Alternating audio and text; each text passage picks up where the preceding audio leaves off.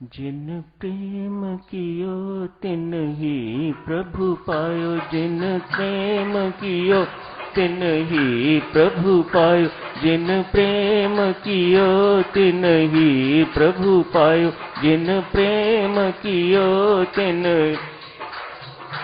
जिन प्रेम कियो तिन ही प्रभु पायो, जिन प्रेम कियो तिन प्रभु पायो, जिन प्रेम कियो तिन ही प्रभु पायो, जिन प्रेम कियो तिन ही प्रभु पायो, जिन प्रेम कियो तिन ही प्रभु पायो, जिन प्रेम कियो तिन ही प्रभु पायो, जिन प्रेम कियो तिन ही प्रभु पायो, जिन प्रेम कियो तिन ही प्रभु पायो, जिन प्रेम कियो तिन ही प्रभु पायो, जिन प्रेम कियो तिन ही प्रभु पायो, जिन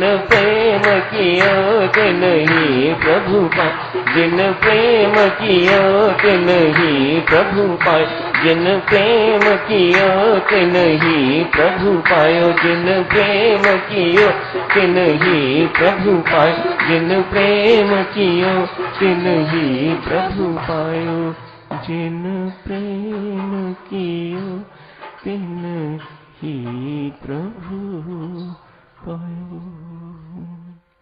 और इसका पालन करें। हार्दिक धन्यवाद। आज सर्वाधिक सुनो स्वामी जी महाराज ने नारायण धर्म के अंतर्गत महर्षि पतंजलि के अष्टांग योग का वर्णन शुरू किया है। स्वामी जी महाराज के हस्तलिखित कागजों में पतंजलि योग भी स्वामी जी महाराज ने शुरू किया था लिखना, लेकिन शायद अधूरा ही रह गया, वे पूरा नहीं कर पाए। 8 अंगों का ये योग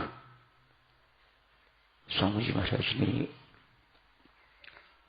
नाम से यदि अधिक नहीं तो कम से कम 5 का वर्णन तो भक्ति प्रकाश में किया ही हुआ है। मानो वो भी मानते थे कि जो इस महर्षि ने लिखा है, जो पालन करने के लिए कहा है, वह बहुत महत्वपूर्ण है एक साधक के लिए, चाहे वह नाम का उपासक है, हठ योगी है, ज्ञान योगी है, ध्यान योगी है, भक्ति योगी है। हर एक के लिए यम नियम का पालन करना ऋषि मुनि अति आवश्यक समझते हैं। नियम है साधना संबंधी नियम, 5 यम है, 5 ही नियम है। 5 गुण हमें समाज में एक साधक को कैसे रहना चाहिए, समाज के साथ कैसा व्यवहार करना चाहिए, उनके अंतर्गत जो 5 गुण हैं वह यम के अंतर्गत है। अपने व्यक्तिगत उत्थान के लिए, अपनी व्यक्तिगत उद्धार के लिए, आत्मिक प्रगति के लिए कम से 5 गुण होने चाहिए, वह नियम के अंतर्गत है। 5 ही गुण यम में है, 5 ही पालन करने योग्य तथ्य नियम में है। आसन, प्राणायाम, प्रत्याहार, धारणा, ध्यान एवं समाधि, ये 8 अंग हैं अष्टांग योग के, पतंजलि जी के। ज्ञान के मार्ग पर चलने वाले, योग के मार्ग पर चलने वाले साधकों को तो ये सब कंठस्थ हैं और एक एक गुण का यथासंभव मन को मार के एक एक का पालन करने की चेष्टा करते हैं। सत्य तो यह है, इन गुणों को धारण करना, इन गुणों को पालन करना ही उनकी मुख्य साधना है। यम के अंतर्गत आज स्वामी जी महाराज ने 5 गुणों के नाम लिए हैं। अहिंसा, सत्य का पालन करना, चोरी नहीं करनी, ब्रह्मचर्य का पालन करना एवं अनावश्यक संचय नहीं करना भौतिक पदार्थों का, अपरिग्रह। आज एक ही पढ़ा गया है, अहिंसा। बहुत कठिन काम है साधुजनों। स्वामी जी महाराज जैसे महान संत भी स्वीकार करते हैं। इसको परिभाषित करना बहुत कठिन है कि अहिंसा क्या है और हिंसा क्या है। बहरहाल हमें बहुत डिटेल्स में जाने की आवश्यकता नहीं। हम तो छोटे साधक हैं और छोटे ही बन के रहना चाहते हैं। ये आत्मिक उन्नति का चिन्ह है कि अपने आप को छोटा मानना और छोटा ही बना के रखना, बहुत आगे आगे नहीं करना, पीछे पीछे रहना। ये भक्ति मार्ग के अनुयायी के चिन्ह हैं। ये आत्म उत्थान के चिन्ह हैं।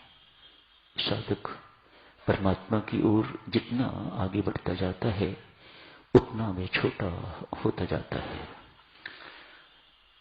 उतना अपने आप को वह छोटा समझने लग जाता है। उसका ईगो उतना ही श्रिंक होने लग जाता है, बहुत दुबला पतला पड़ जाता है वह। मानो ये अहंकार रूपी रोग, महारोग बहुत मामूली सी पीड़ा जैसा रह जाता है, मामूली सा दुख देने जैसा रह जाता है, या मामूली सा रोग रह जाता है। वह अपनी साधना से परमेश्वर के पास से इस रोग से रहित हो जाता है। किसी को साधक सुनो,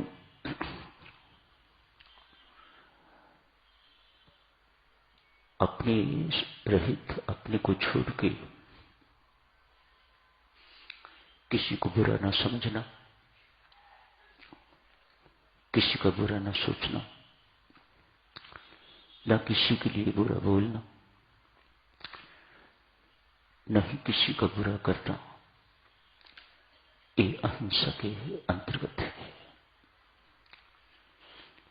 न ही किसी को बुरा समझना, न ही किसी का बुरा सोचना, न ही किसी को बुरा कहना और न ही किसी का बुरा करना। ये बातें यदि हमारे जीवन में उतर जाएं तो हम अहिंसा रूपी परम धर्म का पालन कर रहे हैं। बाकी सब बातें साधुजनों बहुत बड़ी बड़ी हैं।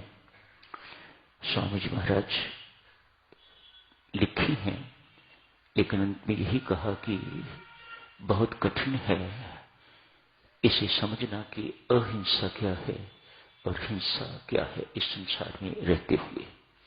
अतएव जो सार हमारी समझ में आया वह यही है कि किसी को बुरा समझना नहीं, किसी का अनिष्ट सोचना नहीं, किसी को अनिष्ट कुछ कहना नहीं और किसी का अनिष्ट करना नहीं। ये अहिंसा के अंतर्गत ही है। इतना अच्छी तरह से पालन हो जाए साधुजनों तो अति सुंदर है। सत्य की महिमा तो आप सब जानते ही हो। यदि अहिंसा परम धर्म है तो सत्य भी ऐसा ही है, सत्य ही ईश्वर है। ऐसा स्वामी जी महाराज ने भी लिखा है, प्रभु राम ने भी कहा है, सत्य ही ईश्वर है। सत्य का पालन करना साधुजनों बहुत उच्च बात है। ये भी जानना हमारे लिए बहुत कठिन बात है, परिभाषित करना इसे भी बहुत कठिन है। संभव जितना हमसे हो सके उतना करना चाहिए। एक राजा के पास मैना थी, सोने के पिंजरे में बंद। मेवा इत्यादि रोज उसे खाने को मिलता है, बहुत अच्छा खाने को मिलता है। इतनी सुख सुविधा होने के बावजूद भी वह मैना बहुत प्रसन्न तो नहीं, वह पिंजरे में बंद नहीं रहना चाहती।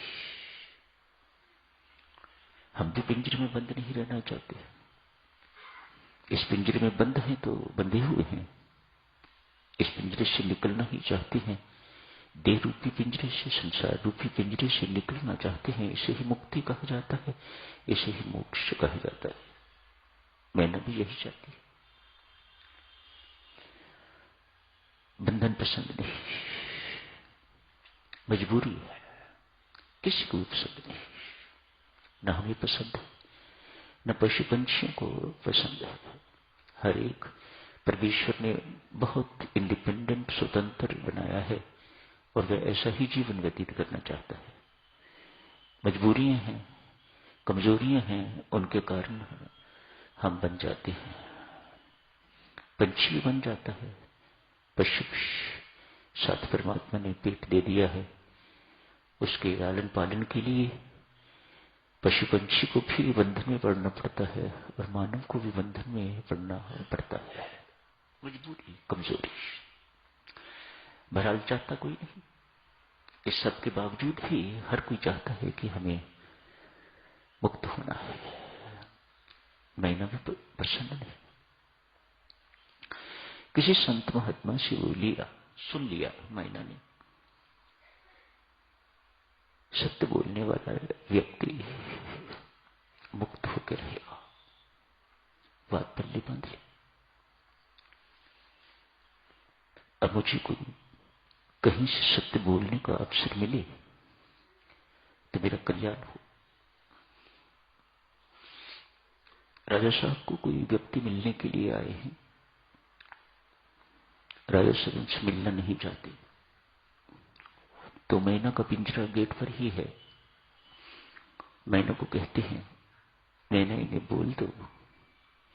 राजा साहब ने कहा है कि राजा साहब घर पर नहीं है। याद कर ली। व्यक्ति जैसे ही आया,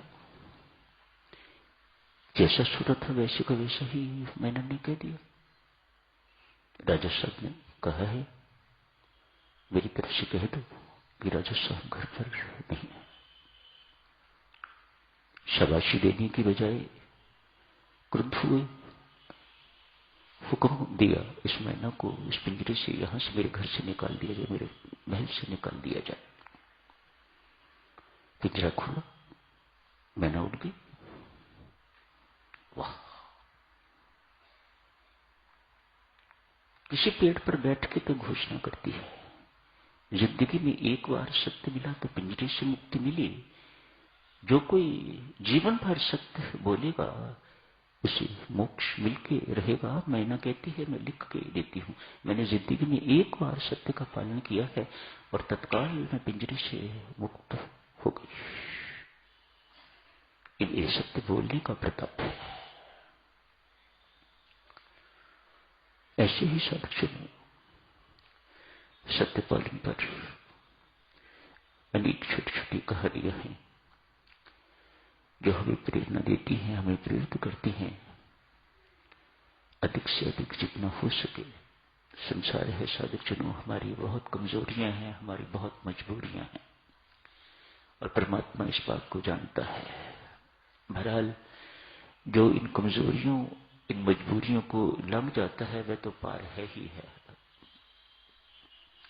उसके लिए, उसके उद्धार के लिए परमात्मा को भी कोई बहुत यत्न नहीं करना पड़ता।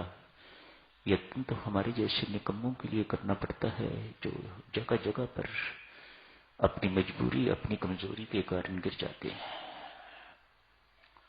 गृहस्थ के लिए, एक संसारी के लिए साधक जनों कोई और विकल्प है नहीं। जगह जगह पर वह उसे झूठ बोलना पड़ता है, छुपाना पड़ता है और यहाँ ये सब कुछ कहा हुआ है कि छुपाना भी जो है वह चोरी है। तो आदमी क्या करे? बहुत कठिन काम है एक संसारी के लिए ऐसा जीवन यापन, जैसा कि महर्षि पतंजलि ने लिखा है।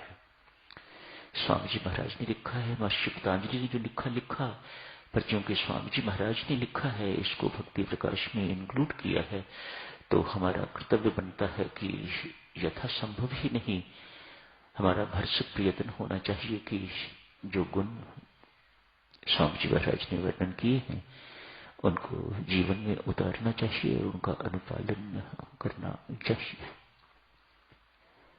स्वामी जी महाराज ने